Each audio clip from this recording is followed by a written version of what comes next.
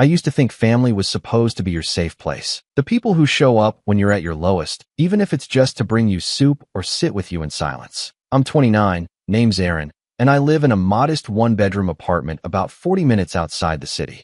Nothing fancy, rented furniture, an aging coffee maker, and a bedroom window that barely shuts all the way. But it's mine. Peaceful, quiet, predictable. Until, of course, my appendix tried to explode like it was auditioning for a medical drama. One minute I'm hunched over from what I thought was bad takeout.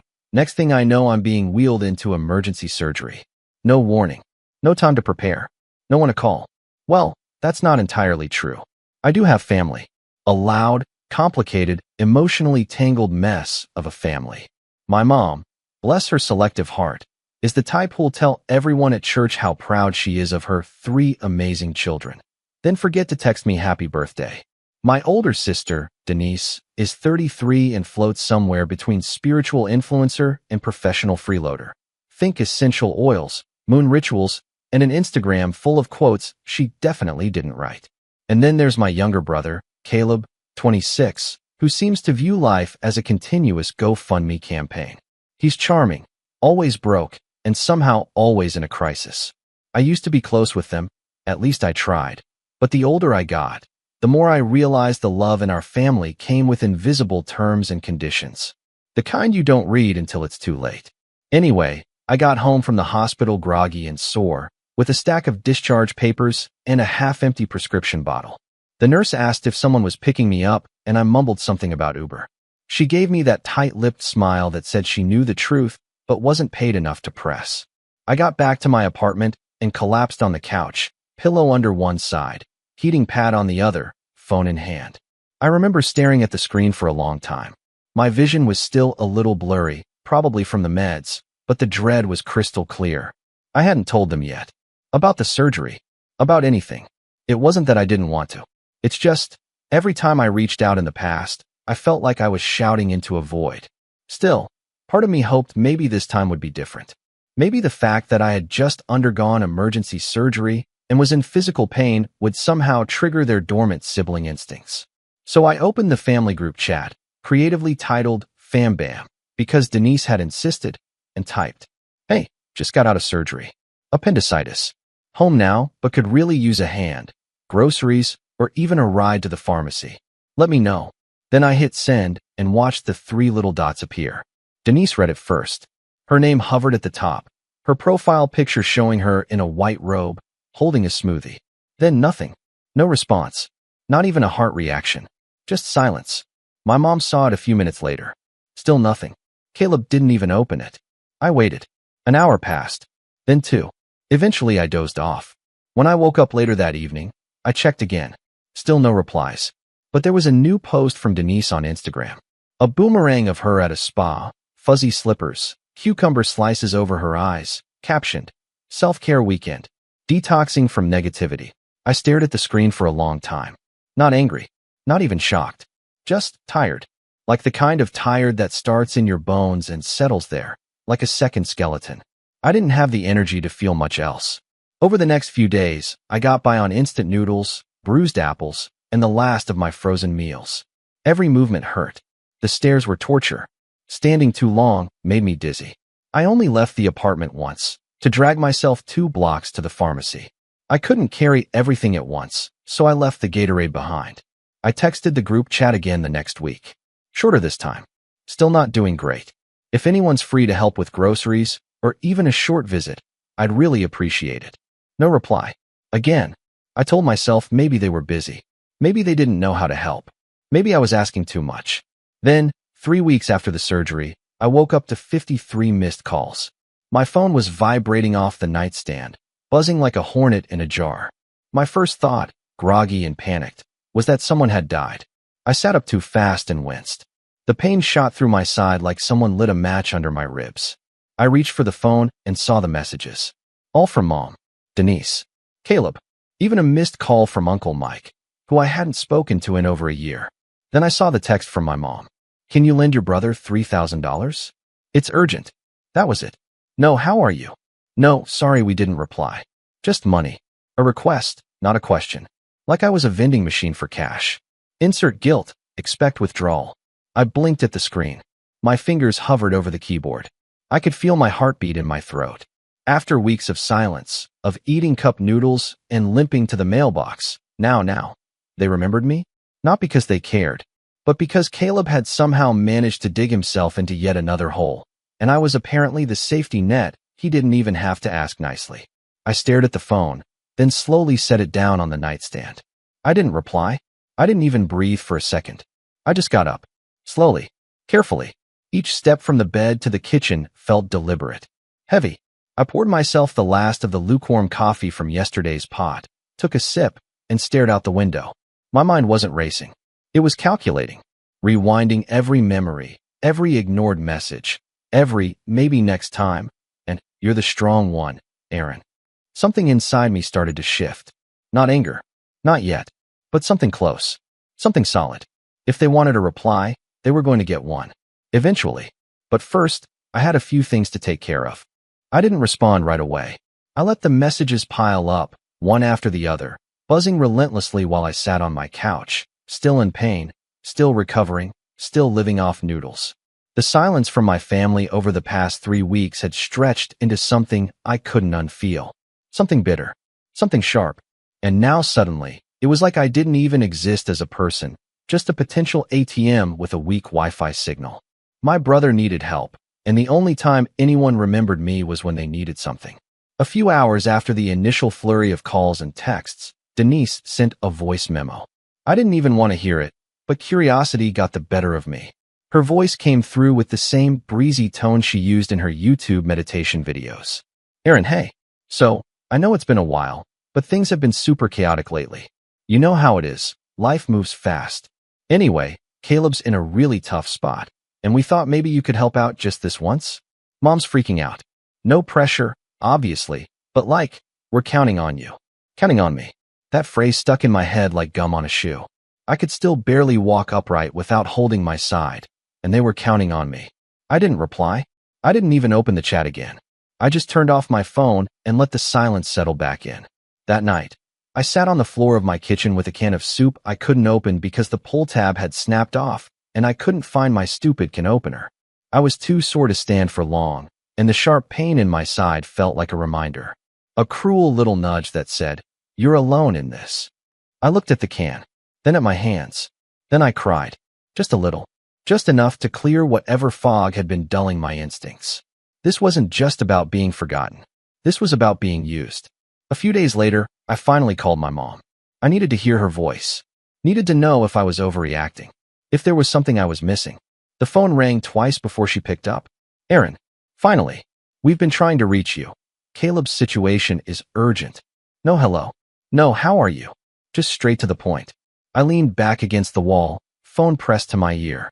You didn't respond to either of my messages. Not even a hope you're okay. There was a pause. Oh, honey, I'm sorry. I've just been so busy with Denise helping organize her retreat. And you're usually the one who figures things out on your own. That stung more than I expected. I was recovering from surgery, Mom. Alone. In pain. I asked for help. Well, we just thought, since you didn't say anything else, you must have been fine. Her tone turned vaguely defensive, like I was accusing her of a crime. I didn't argue. I didn't yell. I just said, okay, and let her talk. She went on about how Caleb was in a bind because of some investment that went wrong. Something about crypto, or a car flipping business, or a friend who vanished with the money. He needed a few thousand to get back on his feet, or else he'd lose everything. And Mom didn't have it. Denise didn't either. But me? I had a steady job and no kids, so I must have something tucked away. What they didn't know was that my job had just cut my hours a month ago. My emergency fund had taken a hit. And I'd been budgeting tightly, planning to pick up some side work as soon as I could move without flinching. But of course, none of that mattered. Because in their eyes, I was the stable one. The one who always showed up, stayed quiet, made things work. And they were right about one thing. I did make things work. Just not for them anymore. Over the next week, the guilt parade kept rolling in. Denise sent long texts about family unity and karma. Caleb texted too, short, aggressive bursts, pretending not to care, but clearly panicking. You always think you're better than us. It's not even that much for you. I'd do it for you. That last one nearly made me laugh. Then came the kicker. My mom called again. But this time, it wasn't just about money. I told Caleb he could stay with you for a bit. She said like she was asking me to water the plants. Just until he figures things out. My stomach dropped. What? Well, he's out of options, and you have that pull-out couch, right? I stood in the middle of my living room, blinking at nothing. You told him he could move in. Without asking me. He's your brother, Aaron. We need to support each other. And you're always saying how lonely you get. That one hit like a punch to the chest. I hung up. I didn't yell. Didn't argue. Just hung up. An hour later, I got a text from Caleb. I'll be there Saturday. It felt like the floor was shifting under me. My apartment, my quiet, safe space, was about to be invaded by the one person who drained every room he entered. And I didn't have the strength to fight. Not yet. But something was starting to shift. That week, I saw a therapist. First time in years. I didn't plan to say much. Didn't even know how to start. But once I did, everything poured out. The childhood moments I'd brushed off. The subtle favoritism. The way Denise could lie and be forgiven before dinner. How Caleb once crashed my car and didn't even say sorry. Mom covered it, told me not to make a scene. How they all acted like I had it easy just because I kept my head down and paid my bills on time. They only see what you give, my therapist said gently. Not what it costs you. That sentence rattled around in my head for days. Saturday came faster than I wanted. Caleb showed up with 2 duffel bags and a PS5. No hello. No thanks. Just walked in and dropped his stuff on the couch. Bathroom still broken? He asked, like it was my fault. It's not broken, I said quietly. The door sticks. You just have to, never mind. For the next few days, he treated the place like a crash pad. Didn't clean. Didn't ask. Ate the last of my food. Used up my shampoo. Blasted his shows until 2 a.m. I was still healing. Still working part-time remote. But Caleb made it feel like I was the guest. I overheard him on the phone more than once, telling someone that things were chill and that I owed him for something he did back in high school. I couldn't even remember what that was. On Thursday, I came home from a doctor's appointment to find him hosting 2 friends in my living room. Feet on the table, empty beer cans on the rug, someone smoking near the open window. I froze in the doorway. Dude, chill, Caleb said when he saw my face. It's just Matt and Jordan. They won't stay long. I didn't say anything. Just walked to my room, locked the door, and sat on the edge of my bed. That night, I couldn't sleep. Something had broken. Not snapped. Not shattered. Just unhooked. Like a rope that finally slipped off a pulley. I was done. Done being the quiet one. The stable one. The default yes. The next day, I called Denise. I need you to pick up Caleb, I said. He's not staying here anymore. She paused. Wait, what happened? I didn't agree to this. He doesn't respect my space, and I'm still recovering. You're being dramatic, Aaron. He just needs time. So do I. She sighed, then switched tactics. Fine, but I can't take him in. Mom said she can't either. Then he can figure it out himself. Like I did. She hung up. Caleb stayed 2 more days. I didn't talk to him. He didn't talk to me. Then, without warning, he was gone. Left a bag of trash by the door and took the last of my cereal. No goodbye. No note. That night, Mom called. Did you really kick your brother out? No, I said. I just finally stood up for myself. There was a long silence on the other end. Then came the words I didn't expect. You've changed, Aaron. I stared at the wall, phone hot against my ear. No, I said softly. I just stopped pretending. The next morning, I woke up to a group chat bomb. Dozens of messages. Denise had apparently decided to go nuclear. She posted screenshots of our private conversation. Twisted the story. Made it sound like I'd abandoned Caleb in his time of need. That I was hoarding money. That I thought I was better than the family. Even dragged in distant relatives I hadn't seen since Grandma's funeral. Then came the final message from Mom. I raised you better than this. We don't turn our backs on family. That was the breaking point. That was the moment I knew. They didn't just misunderstand me. They didn't see me at all. I sat on the couch, looked around at my tiny apartment, still cluttered from the Caleb invasion, and realized I'd spent my whole life trying to earn love that came with conditions. Trying to be good enough for people who never wanted to know who I really was. And now? Now I was finally ready to stop playing the part they'd written for me. I stood up, walked over to my laptop, and opened a new document. Because if they wanted to play games, I was going to write the rules this time. I won't pretend the days after the group chat fallout were triumphant. They weren't.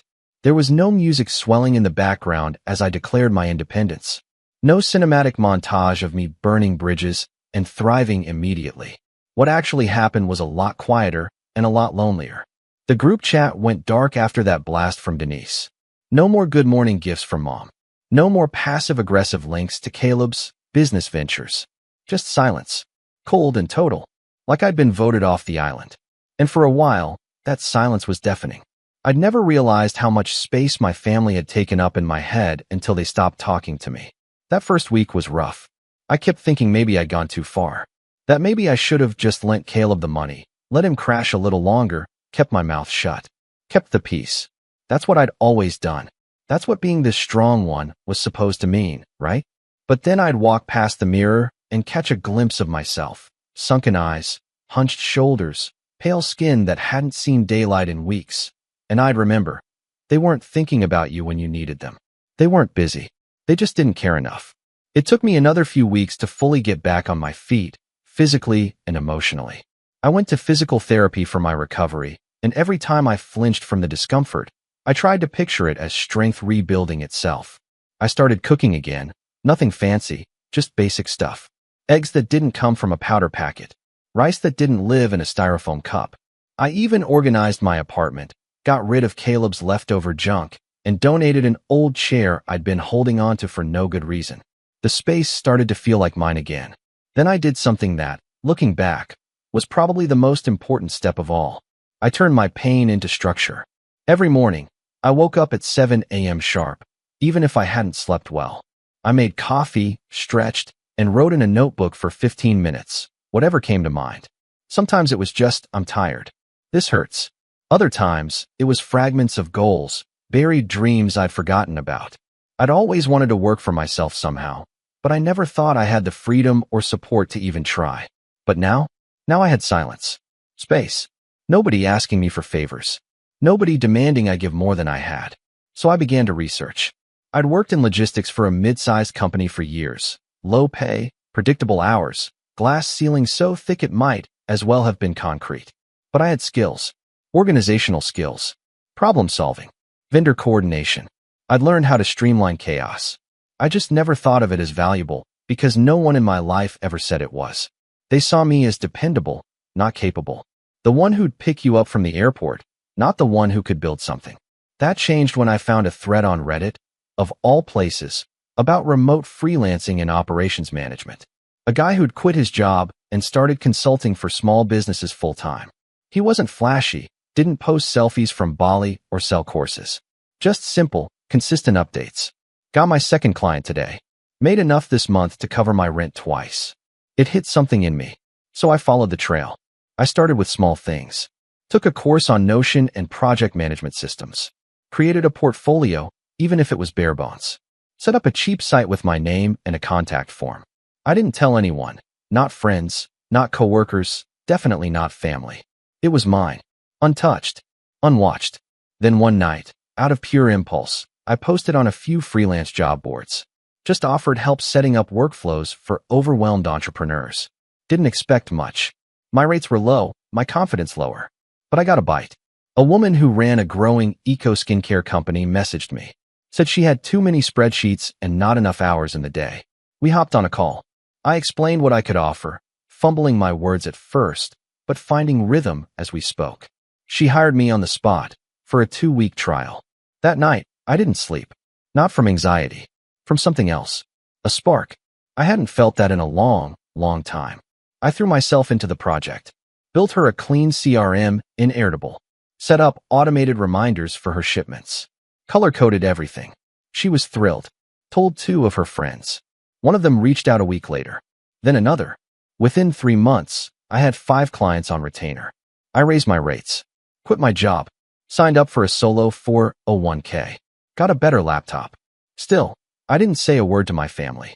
Not out of spite. Okay, maybe a little, but mostly because I didn't want their voices in my head.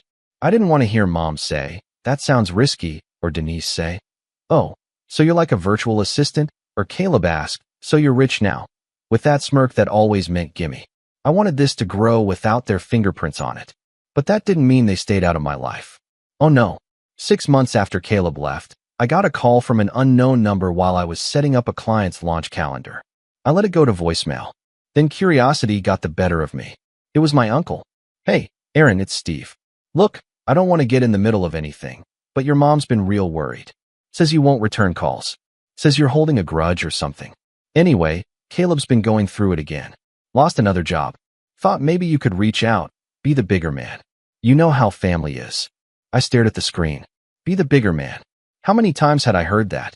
Be the bigger man when Caleb broke something and blamed me. Be the bigger man when Denise borrowed my car and came back with a dent. Be the bigger man when Mom forgot my birthday, but cried when I missed hers once. I'd been the bigger man so often, I'd forgotten what my actual size felt like. I didn't call back, but the calls kept coming. Different people. Old family friends. One of my cousins who lived 2 states away. It was like Mom had activated some secret phone tree. The message was always the same. Come back. Make peace. Caleb needs you. It would have been easier if I were still that version of Aaron. Tired, self-doubting, unsure of my own worth. But I wasn't. Not anymore. Now I was Aaron, LLC. Aaron, consultant.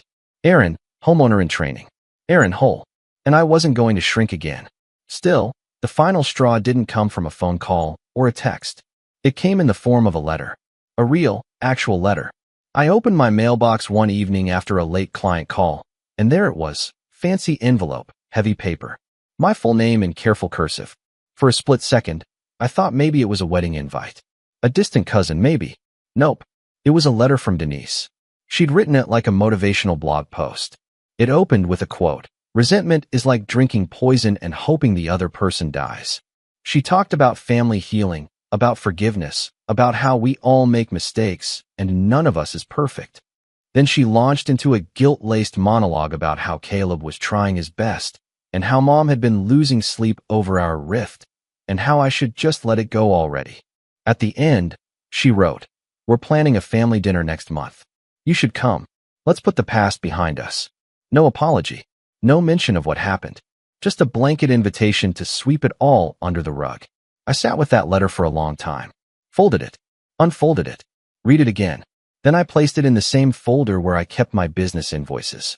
Not because I intended to respond, but because it reminded me of something important. This is who they still think I am. The one who'll come when called. Who'll forgive without change. Who'll patch up wounds he didn't cause. But that guy was gone. I wasn't just building a business. I was building boundaries. And this time, there was a price for crossing them. I had no intention of showing up for that dinner. But I did have something else in mind. Because while they were busy planning a kumbaya dinner, I'd been preparing something far more satisfying. A quiet reckoning. One that would make them look twice. Not out of guilt, but out of respect. And it all started with a phone call I hadn't made yet. To a lawyer. I didn't call the lawyer right away. For days, I kept playing different scenarios in my head. Some rational, others borderline dramatic. I imagined walking into that family dinner unannounced, dropping a truth bomb in the middle of the appetizer course, then turning and walking out in silence while everyone sat in stunned silence. I imagined printing out my old text messages and stapling them to copies of hospital bills. I even imagined forwarding screenshots of the group chat to every extended relative they'd dragged into this. Petty thoughts, sure, but when you've been disrespected for years, sometimes the fantasy of justice is the only thing that keeps you warm at night. But I didn't want petty. I wanted clean. I wanted precise. I wanted undeniable. So instead of calling a lawyer out of anger, I did what I taught myself to do during the rebuild. I made a plan. First, I gathered my receipts. Literal and emotional. I pulled up my old hospital records, the messages I'd sent to the group chat, screenshots of Denise's Instagram post at the spa, the text from Mom asking for $3,000 while I was still on painkillers. I printed them all out and put them in a plain black binder, tabbed, labeled, chronological. My little war journal.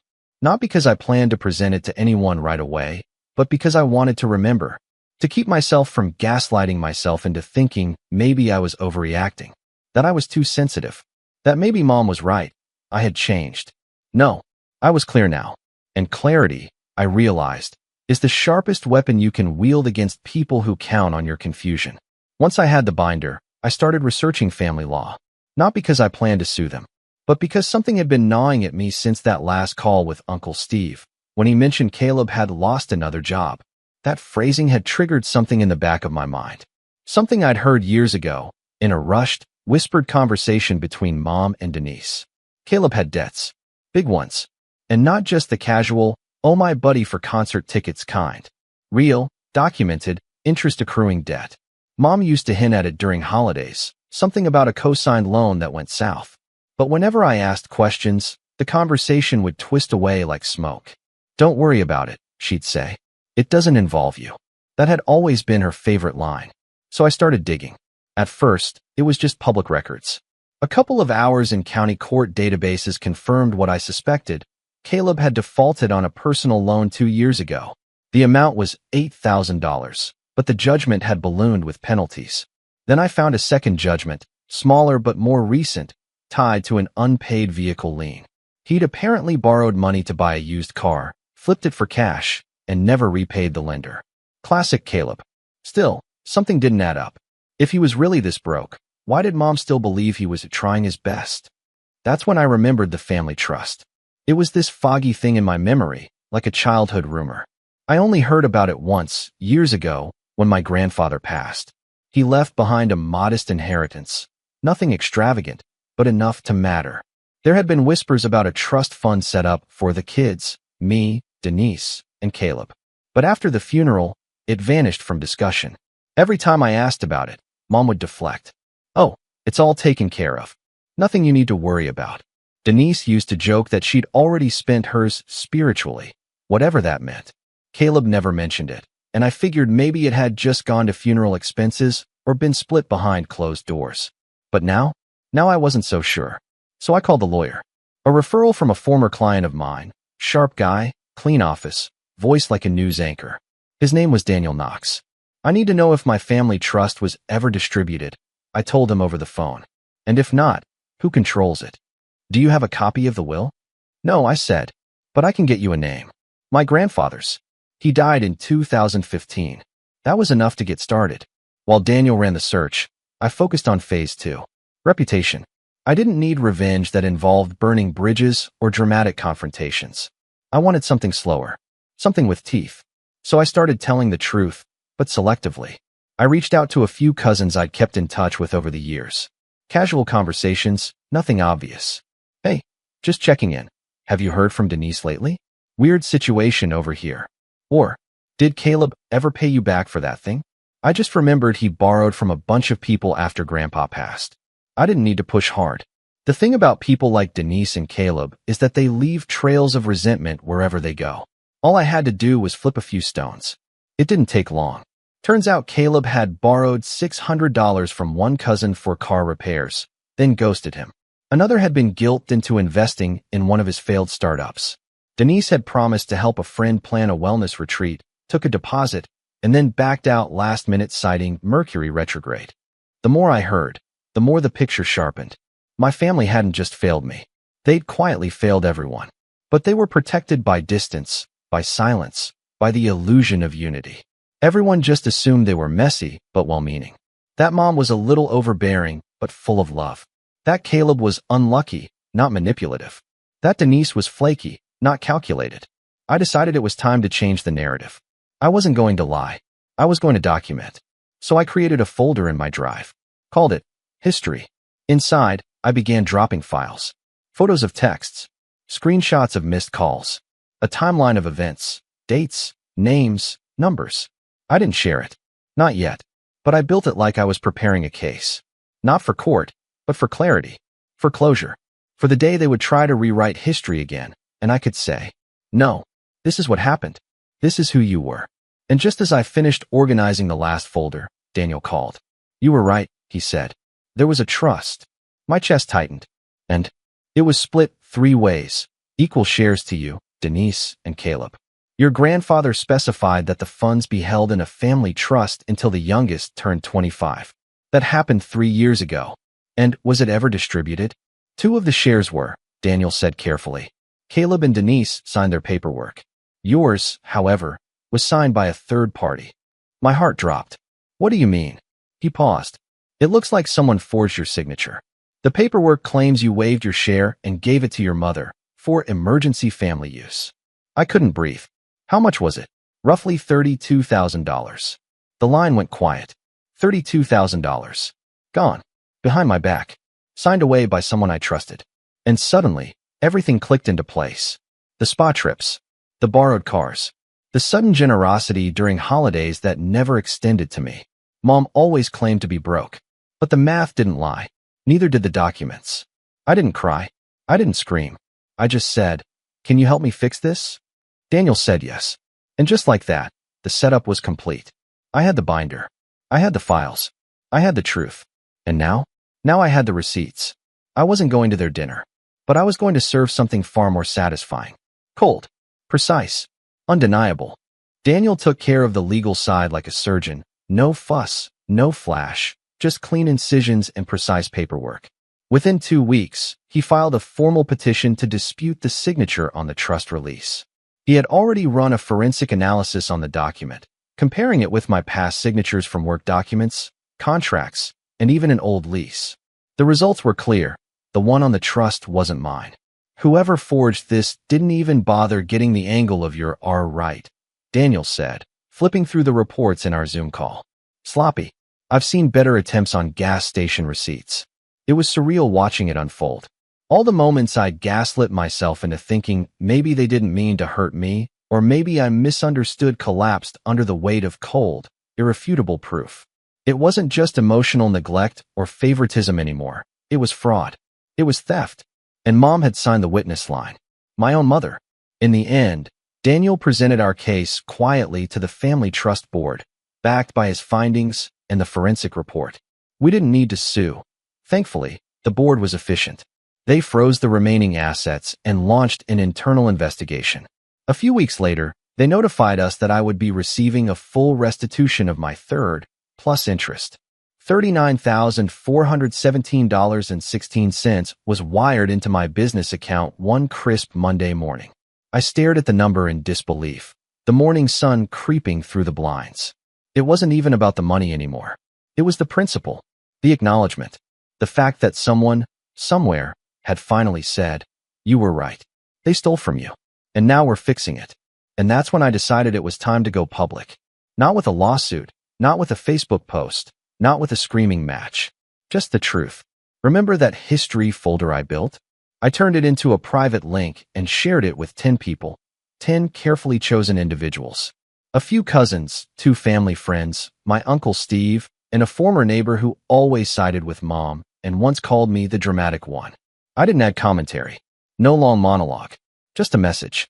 Thought you might want to know the full story. It didn't take long. Within 48 hours, the group chat, which I'd long since muted, exploded. Denise was the first to text. She skipped the usual fluff.